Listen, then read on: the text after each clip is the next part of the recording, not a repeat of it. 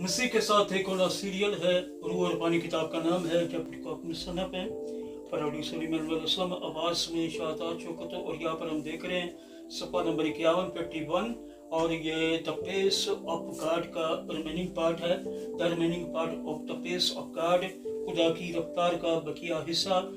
लेकिन अगर ये बात है तो फिर हम जब पहले पहल यीशु पर ईमान लाते हैं तो सभी रूह से ममूर क्यों नहीं हो जाते? सवालिया निशान। अगर यीशु इसी वक्त हमें अपने रूह से ममूर करने को तैयार है और रजामंद है तो फिर हमें उसमें बपतिस्मा लेने से कौन रोक सकता है?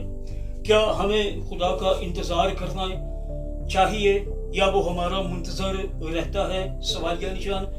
जब यीशु और उसके रसूल लोगों को तौबा करने का कहते थे तो बथेरे लोग सच्चाई को सुनकर मसीह की तरफ रुजू हो जाते थे और अपने गुनाह से निजात पाते थे, लेकिन बाद ऐसा नहीं करते थे। बहरहाल ये हर एक शख्स के दिल की कैफियत होती थी जो ये तय करती थी कि उन्होंने बुलाहट पर तवज्जो देनी है या नहीं। जिन लोगों के दिल सख्त होते थे वो कलाम को ठुकरा देते थे और खुदा को छोड़ देते थे कि सब्र के साथ उनके तौबा करने का इंतजार करें।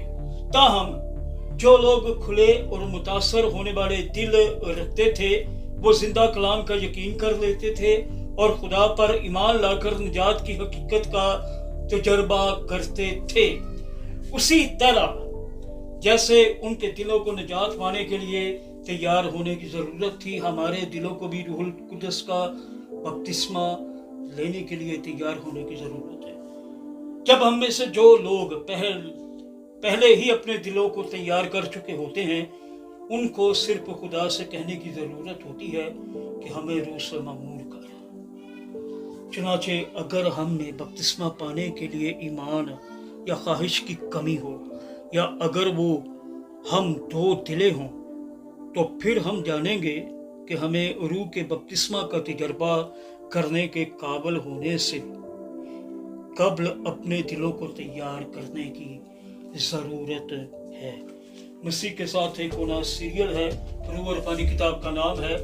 चैप्टर का मुसन्नफ प्रोड्यूसर इमानुएल असलम, आवाज में शाहजाद शौकत। और ये सफ़ा नंबर 51 है 51।